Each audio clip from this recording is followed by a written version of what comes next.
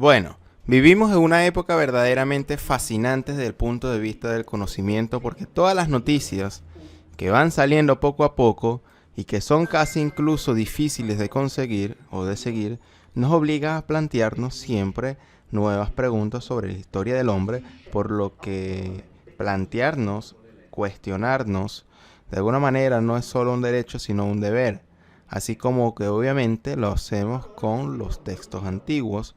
Ahora también lo vemos con algunas curiosidades, incluso con ilustraciones que nos ayudan mucho a reflexionar sobre la presunta certeza que nosotros tenemos actualmente. A veces, cuando pensemos en la Biblia, pensamos en grandes sistemas y luego en realidad nos damos cuenta de que a veces se basa en una línea.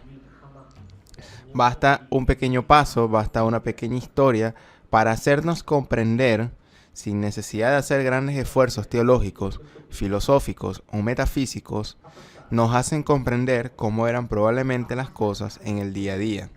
Aquí estamos en el segundo libro de Reyes, vamos a recordar el segundo libro de Reyes, en el capítulo 1, donde comienza diciendo que después de la muerte de Acab, Moab se rebeló contra Israel. Ahora bien, Acab era un rey de Israel, esposo de Jezabel, que era princesa. Su nombre era Otros, también tendría el significado de amante de Baal. Y este rey, empujado por su esposa, se dedicó al culto de los llamados deidades Fénix, o de Fénix. Se dice que Moab se rebeló contra Israel. Moab era pariente de Israel porque descendía de Lot, sobrino de Abraham.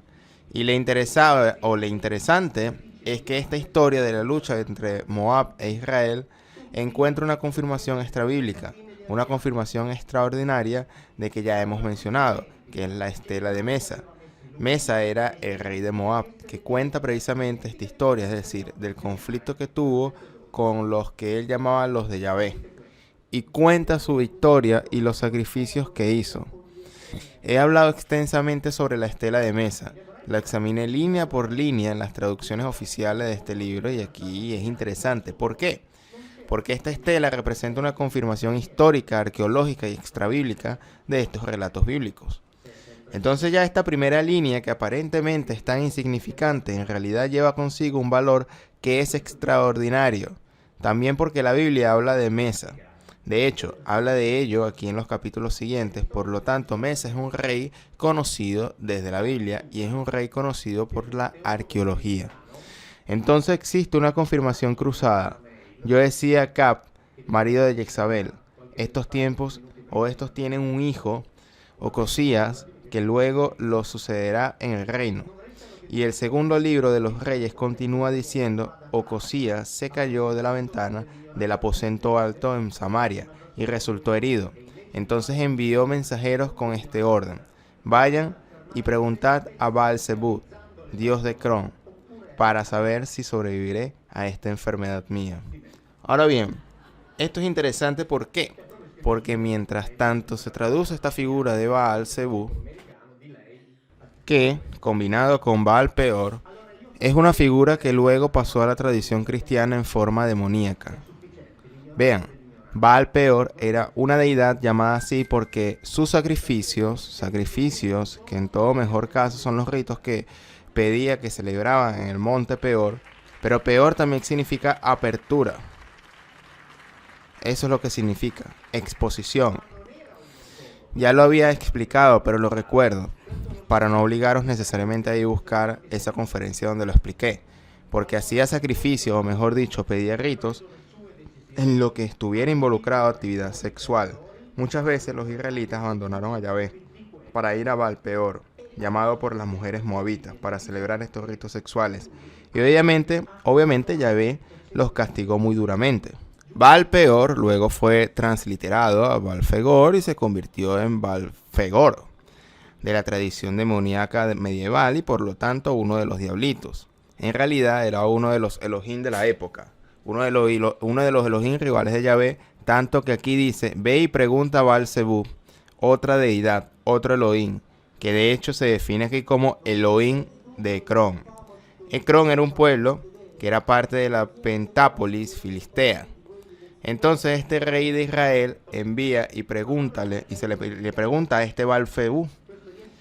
Ahora, Zebú es un epíteto que se traduce como por tanto Baal-Zebú, señor de las moscas, usado con cierto sarcasmo porque Zebú indicaba el principado, por lo tanto Baal-Zebú significaba señor del principado. Por lo tanto, un Elohim poderoso que entre otras cosas también estaba vinculado al poder de curar, así como otras de las llamadas divinidades del tiempo. Recordemos que en la Biblia existían los llamados Rafaels, que significa el que cura. Entonces, digamos, Els especializados, diríamos, en el campo médico. Entonces, Ocosías envía a sus hombres a interrogar a este Baal-Zebú para averiguarlo, en definitiva, para tener la posibilidad de recuperarse en este accidente que le ocurrió al caer de la ventana en Samaria.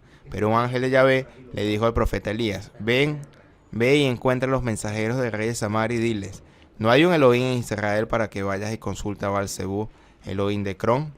Aquí una vez más, Yahvé y este Elohim son puestos al mismo nivel. No dice, esa otra persona no existe o esa otra persona no tiene poderes. Dice, ¿por qué vas con esa otra persona si ya estoy aquí? Y esta es de esas afirmaciones simples, inmediatas, francas, diría casi ingenuas, que nos hacen comprender cómo los Elohim fueron puestos al mismo nivel. Incluso este rey de Israel va a preguntar a otro porque obviamente, o evidentemente, digamos que por el accidente que le había ocurrido, confiaba más en el otro. Entonces los mensajeros van y luego regresan a Ocosías, y Ocosías le dice: ¿por qué has regresado? Le dijeron: vino a nuestro encuentro un hombre que nos dijo: volved al rey que os envió y decidle: así dice el Señor, no hay ninguno, no hay algún Dios en Israel al que deben enviar y consultar a Baal-Zebú, al dios de Cron. Aquí en la Biblia siempre se usa el término Elohim. Luego sucede que Ocosías envía el grupo de 50 hombres. Se encuentra con Elías. Elías invoca la intervención de Yahvé, que los quema con un fuego desde arriba. Y esto se repite varias veces hasta que el último grupo, por así decirlo, se salva. Él es perdonado, pero Ocosías, que por lo tanto no tiene forma de tener contacto con este Elohim sanador, muere. Así que aquí nos encontramos realmente ante una de esas historias que parecen cuentos de hadas, que parecen insignificantes, pero que en realidad nos ayuda a comprender cómo eran considerados los Elohim. Es decir, todos eran considerados, al menos los de este nivel, absolutamente equivalentes, así como Elohim de Moab, el primero que mencionamos. Fue un Elohim que reinó sobre una de las familias relativas de los israelíes. Así que aquí realmente tenemos otra instantánea de la distribución de poder de los Elohim en este territorio. Los Elohim que lucharon entre sí tenían las mismas características, tenían las mismas prerrogativas y también tenían sustancialmente los mismos poderes. Nos encontramos pues ante una situación que parece muy clara. Entre otras cosas, el discurso de Elías, que luego pelea, tiene un choque, tiene un desafío con los llamados profetas de este Baal rival. ¿Qué hace? Él logra vencer este desafío de una manera muy astuta, muy sabia, con muchos conocimientos. Hablé en uno de los libros, en un capítulo entero, donde Elías, cuando Elías logra a través de su conocimiento prender fuego a todo un altar hecho de piedras sobre la víctima, cosa que no pueden hacer los profetas de Baal, es decir, del Señor de los Elohim, rival de Yahvé. Entonces este tipo de relatos son los que, más allá de los grandes discursos de la teología, metafísica o monoteísmo, son los que nos ayudan a comprender en realidad una realidad cotidiana y muestran cómo los autores bíblicos realmente hablaban de estas cosas con absoluta tranquilidad. Pero hay más, una curiosidad más. Hay una ciclografía publicada aquí en la apertura del libro de Reyes. Esta ciclografía es del año 1625 y representa precisamente de este lado el fuego que cae del cielo, invocado por Elías. Mientras que, por otra parte, en esa ciclografía representa a Yahvé y se representa bastante grande. Este grabado en madera fue colocado en una versión popular de la Biblia que había sido previamente aprobado por el Papa Sixto V. Y Yahvé representado cómodamente recostado sobre un carro celestial, es decir, sobre un carro volador de ruedas. Así estamos en 1625 y se representó con absoluta tranquilidad. Dios así, es decir, sobre un vehículo volador. Algo de lo que hemos hablado muchas veces. Lo interesante es que este grabado pertenece a una época de la Europa que fue testigo de las décadas anteriores y por tanto de finales del siglo XVI de una serie de fenómenos que ocurrían en el cielo y que estaban representados gráficamente. Estoy pensando, por ejemplo, en las esferas voladoras en el cielo de Basilea, pienso en los cilindros voladores en los cielos de Nuremberg, piensa en aquellas preciosas imágenes con un objeto volador que se vio en los cielos de Arabia y que apareció en el libro editado de Basilea, si mal no recuerdo, en 1577. Tuve la suerte de ver un ejemplar de este en una restauración. Entonces estamos ante representaciones de fenómenos celestes, lo que ahora llamamos UAP, es decir, fenómenos aéreos no identificados de los que nos habló el Pentágono, y digo, el Pentágono los autorizó. Finalmente nos dio la oportunidad de hacernos preguntas y finalmente nos dio la oportunidad de revisar incluso los textos antiguos a la luz de lo que nos dijeron sin tener que escuchar esas respuestas simplistas que se dieron a esas preguntas que ahora requieren una verdad. Respuestas concretas. Requieren al menos hipótesis de respuestas que tengan que ver con la realidad. Esa realidad que los antiguos nos representaban con lo que quizás llamaríamos incluso excesiva ingenuidad. Pero que para ellos no era más que realismo, porque no se planteaban los problemas sobre los que nos preguntamos hoy, y por eso contaron las cosas como lo vieron sin necesidad de ocultarlo, darle metafísica, como lamentablemente se hace con nosotros hoy en día, hasta que hace muy poco, porque ahora la situación ha cambiado, ya lo hemos visto. Por eso hay historias simples como esta que se pueden revisar a la luz de nuevas hipótesis, nuevas conciencias, nuevas posibilidades de plantearnos preguntas que nos abren a un mundo realmente fascinante. La Biblia obviamente solo nos cuenta la historia de la relación entre este comandante militar y no judíos. Eso es una familia de judíos, es decir, la familia de Jacob. Porque si leemos bien la Biblia, vemos que la mayoría de las otras familias, parientes cercanos, fueron exterminados. Entonces, cuando se dice que Yahvé es el Dios de los judíos, ya no estamos ampliando porque en realidad es el comandante militar de Jacob quien entonces asume el nombre de Israel. Pero el hermano de Jacob, gemelo, ya estaba fuera del pacto. Así que en realidad estamos ante un libro con el que no tenemos absolutamente nada que ver. Absolutamente nada. Cero. En la forma más total y absoluta. Ese libro es sobre los israelitas. Y punto. ¿Qué es este libro que llamábamos la Biblia, este conjunto de libros? ¿Cómo nació? ¿Cómo se formó? Simplemente la historia de la relación entre los que están allí, es decir, entre ese individuo llamado Yahvé y la familia de Israel, y con razón se dice en las escrituras, Dios, o en las traducciones, Dios es un extraterrestre. En cambio, cuando se dice la Biblia no habla de extraterrestre, en realidad sí también queremos considerar a Dios como nos lo ha vendido la teología. Pues es la descripción clásica de un extraterrestre. No pertenece en este mundo, con características diferentes a la nuestra, no pertenece a la especie humana, viene de otra parte y en los diccionarios italianos uno ¿cómo se define? Extraterrestre. Así que la primera teología no puede llamarla ciencia. La primera forma de pensamiento que dice que la Biblia es sobre un extraterrestre en la teología. Es decir, incluso si no les gusta. ¿No te gusta qué? Oírlo. No le gusta. Que le digan que también está hablando de extraterrestres estos cristianos o estas personas que vienen de la teología, del teísmo. Obvio. Aunque últimamente los teólogos, incluso en la escuela católica, han estado tratando este tema. Ni siquiera el Papa ha dicho algo últimamente sobre la posibilidad de todo esto. Es como que si estuvieran preparando el campo para estas revelaciones. Este es algo, o esta es la impresión que tengo yo también, en el sentido de que algo se está preparando en el transcurso del cual se nos dirán cosas por el momento que todavía están ocultas, pero que sin embargo se nos dice a través de diversas formas, como por ejemplo a través de la filmografía, que obviamente se presenta en forma de ciencia ficción, y está claro que en definitiva lo tomamos como ciencia ficción y más. Pero digo, si pensamos que Superman fue inventado por dos judíos, su verdadero nombre inicial es Kal-El. La palabra El es el singular de Elohim. Kal significa rápido y ligero. Por lo tanto, Kal-El, que cuando yo era pequeño se llamaba Nembokid, Era un él rápido y ligero, venía de otro planeta, más poderoso que los hombres pero mortal exactamente como el Elohim bíblico. Entonces desde los años 30 del siglo XX, que por lo menos los judíos le hemos puesto los ojos encima y hemos usado el nombre de, como decir, Dios, así que, bueno, perdón, me perdí. Dijiste mortal al final, porque Superman en realidad puede morir. Entonces, ¿son mortales estos Elohim? No hay duda. La Biblia lo dice. Así que Yahvé también es mortal, seguramente. Entonces, nos preguntamos, tal vez se ha ido. Y de hecho hay alguien que me dice, no tiene miedo de que Yahvé aún siga vivo.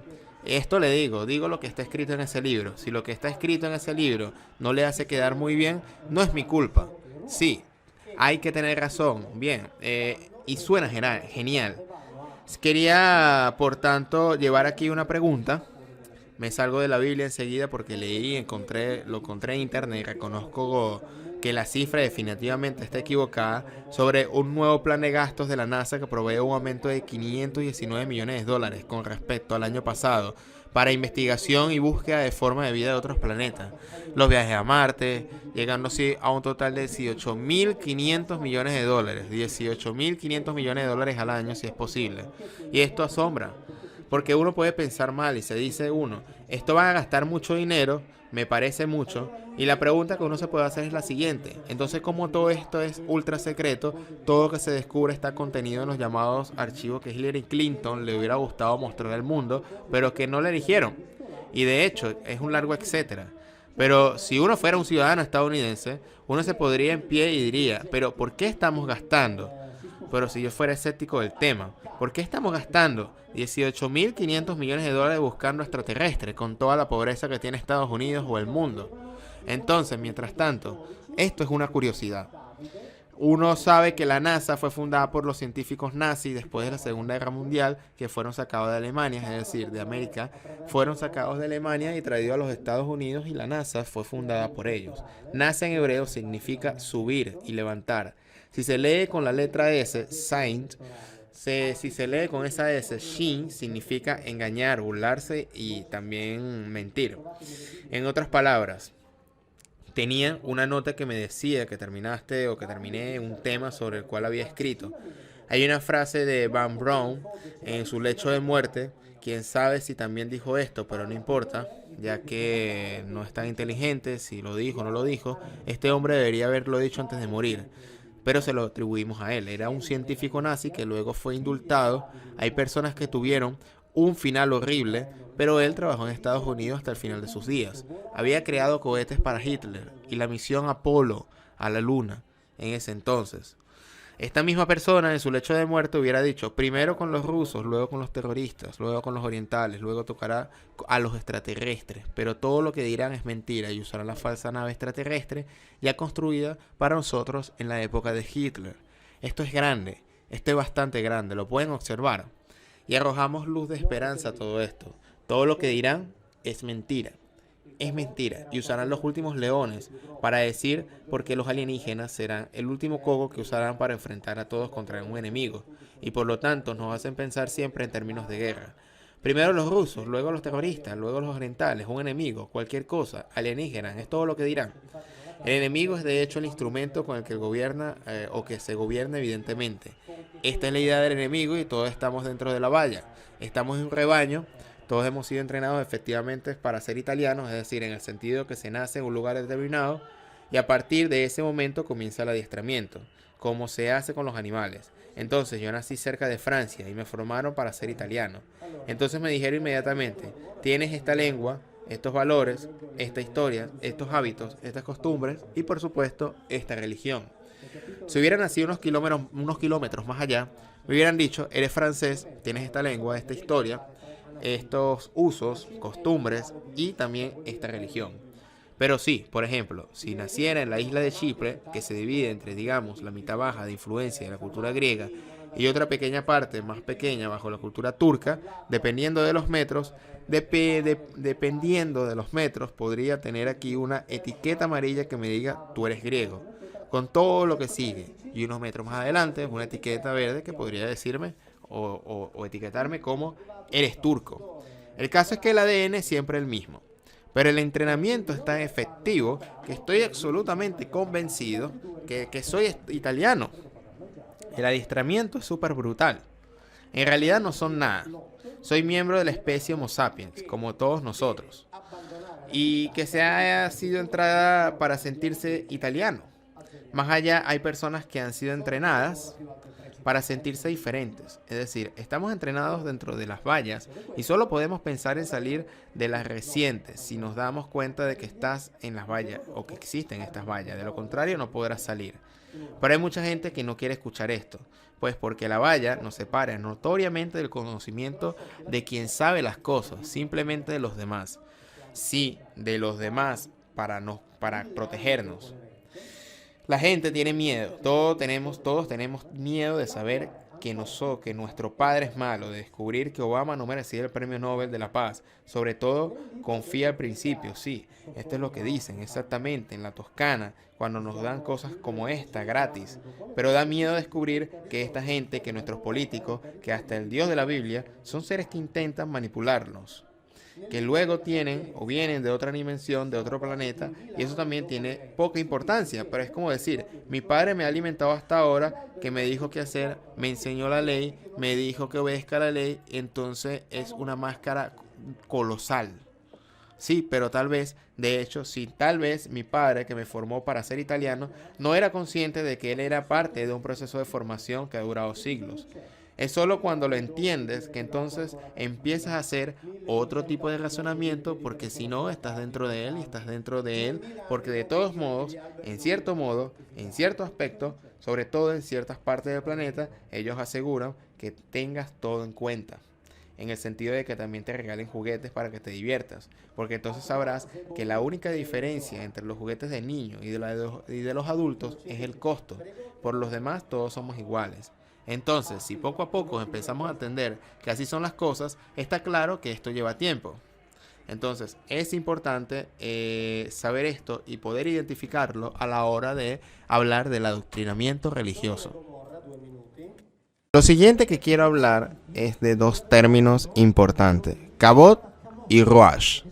Y quiero hacerme entender porque este punto se malentiende muchas veces cuando he dado distintas conferencias y de alguna u otra forma lo tengo que volver a explicar porque hay una gran cantidad de connotación religiosa que por respeto a la misma Biblia se debe de desarmar un poco esto para poner los pies en la tierra. En fin, el aire ha hecho su trabajo, pero estoy seguro y espero ser al menos capaz de entenderme bien, de todos modos, con la siguiente explicación. Vamos a dar un ejemplo. Acá voy a caminar mucho en la montaña precisamente porque, digámoslo así, creo que aquí tengo un espíritu deportivo. Entre otras cosas, ir al bosque y a los prados, ir a altas montañas. Mi necesidad es de ser naturista o naturalista. Ese es el espíritu de una persona a la que le encanta estar en medio de la naturaleza, en los prados, en los bosques, entre las rocas, con los animales. Y por eso, hoy, como ustedes entienden, hablaremos sobre el espíritu. Rouache. Entre otras cosas, esta torreta que ves no es para hoy, sino para el próxima conferencia, en el que te contaré un poquito más, pero de los Malak, sobre los ángeles, que son los ángeles y sus traducciones particulares muy curiosas. Pero hoy vamos a hablar de gloria y de espíritu. Voy a entrar primero con el tema de espíritu y en particular sobre esto. Hablemos de una manera muy simple porque ya lo he dedicado mucho espacio a esto en mis múltiples conferencias que me dediqué, por ejemplo, a los autos voladores, donde hablé precisamente de diversos medios utilizados por estos Elohim, entre los que se encuentra la palabra Rouache, Cabot, y por eso hoy quiero darles una pequeña historia en particular y para hacerlo les daré un ejemplo y así que al menos lo tenemos muy muy claro de inmediato. Digámoslo así. Hace unos días me sentía un poco deprimido y por tanto para animarme fui a buscar o visitar un amigo. Un amigo que es una persona muy divertida, una persona quien te hace sentir bien. Es una de esas personas de las que los que se ve que tiene un gran espíritu. tiene un hobby que es destilar el aguardiente orujo, y cuando fui a verlo le estaba haciendo y le estaba destilando el aguardiente del orujo para obtener grappa. Esa es una bebida aquí en Italia. Y hablamos acerca de su casa, que hay un edificio, de sus múltiples cosas, incluso unas anécdotas que había unos fantasmas. Por eso hay gente que dice que hay a veces que ahí tiene una persona que tiene un espíritu vagabundo entre esas ruinas. En otras cosas, esta persona, un poco como yo, tiene espíritu deportivo también. Aunque tiene una diferencia, se adapta más a los deportes de grupo porque sabe construir espíritu de equipo y también tiene un fuerte espíritu de sacrificio. Por eso trabaja duro y en ese sentido, como has visto en esta cosecha muy corta, he estado utilizando la palabra espíritu muchas veces para distintos contextos. Y como inmediatamente comprendiste, sin necesidad de explicaciones, la palabra espíritu se ha presentado en el transcurso de toda esta pequeña historia que te he contado en sus diferentes significados. ¿Por qué? Debido a que el idioma italiano es un idioma polisémico, como todos los idiomas incluido el hebreo. Por muchos términos hebreos tienen varios significados. Significados, es decir, como dicen, tiene un área semántica muy amplia. Ahora nosotros, con respecto a esa historia que hice hace un momento, podríamos hacer dos elecciones. O elegir que esa historia se inserte, por ejemplo, en un libro que hable de fantasmas, así que a priori decido que cada vez que el término espíritu salga a flote, su significado será fantasma y punto, independientemente del contexto. Pero entiendes que si hago esto, cada vez que se usa la palabra espíritu, tendré que explicar en realidad qué significa el fantasma y adaptar lo literal a mi interpretación. Y por eso al final uso alegorías y metáforas. Por ejemplo, cuando digo que mi amigo le destila el espíritu del arujo, está claro que no estoy diciendo que destile el fantasma del arujo para obtener grappa, que use el fantasma literalmente para obtener la bebida alcohólica. Está muy claro. Pero como he usado la palabra espíritu, me veré obligado a usar retóricamente la herramienta para explicar por qué, en lugar de decir fantasma, dije espíritu. Ahora bien, todo esto se puede evitar con seguridad. De hecho, se debe de evitar porque es una discusión inútil. Dejando siempre la palabra espíritu y simplemente prestando atención al contexto es el que se inserta cada vez. Lo mismo ocurre con la Biblia. Simplemente hay que prestar atención en el contexto o al contexto en el que se inserta el término ruach cada vez, porque el idioma hebreo, al igual que el italiano, es un idioma polisémico. Ahora bien, lo que no entiendo, o mejor dicho, entiendo por qué lo hacen, es que esta polisemia del idioma hebreo se usa casi como si fuera una situación única. Algo misterioso, algo casi mágico.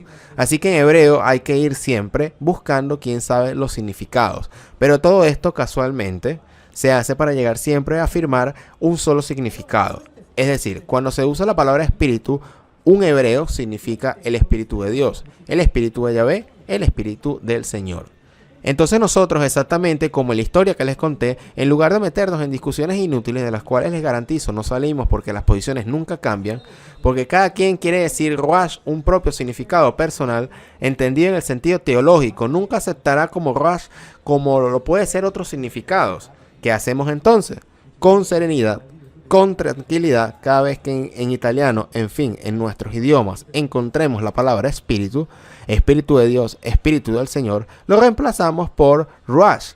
Y no nos preguntemos cuál es el significado, dejemos que ruach y simplemente tengamos el cuidado con el contexto. En vez de decir espíritu, vamos a poner la palabra ruach, exactamente como hicimos para la pequeña historia que he relatado, sobre lo que es evidente. No hace falta discusiones, y menos a priori. Donde queramos insertar un solo significado, que un comportamiento sería comportamiento absolutamente erróneo e incomprensible, limitando entonces estas palabras ruach a espíritu de Dios, espíritu del Señor, y simplemente lo vamos a reemplazar con ruach. Así hacemos, como siempre, una lectura respetuosa de la Biblia, una lectura que no quiere discusiones, sino una lectura que, insertando el contexto, de vez en cuando nos ayuda a entender perfectamente a qué se referían los autores bíblicos cada vez que usaban esta palabra. Ahora bien, pasemos ahora con el término cabot. Entonces, en síntesis, cuando hablamos de la gloria de Dios, la exégesis teológica pretende referirse a los atributos espirituales de Dios, de la Biblia, dentro de la Biblia. Cuando habla de esta cosa aquí, y no es casualidad que se usa el término cosa, hace declaraciones muy concretas que me limitaré aquí. Ahora a resumir, y yo repito, para los análisis me remito a las distintas conferencias que he hecho. Una de ellas es la Biblia y Homero. Entonces la Biblia nos dice que Dios no siempre lleva su gloria con él. Yo uso el término Dios a propósito para señalar las contradicciones.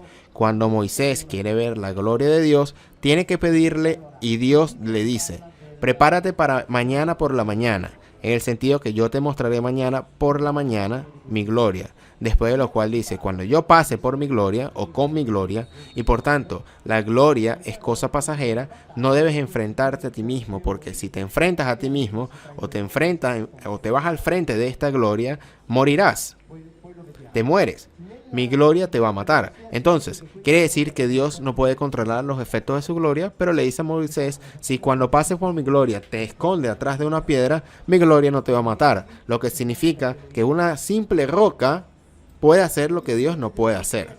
Es decir, controlar, mitigar los efectos de su gloria. Luego, avanzando en la Biblia, encontramos esta gloria en otras situaciones. Dios la usa contra sus enemigos. Esta gloria en el libro de Ezequiel se encuentra en ciertos lugares muy específicos. Viene de direcciones muy específicas. Cuando se levanta del suelo hace ruido, se puede escuchar incluso si está dentro de los muros del templo, se puede escuchar por quien está afuera, en fin.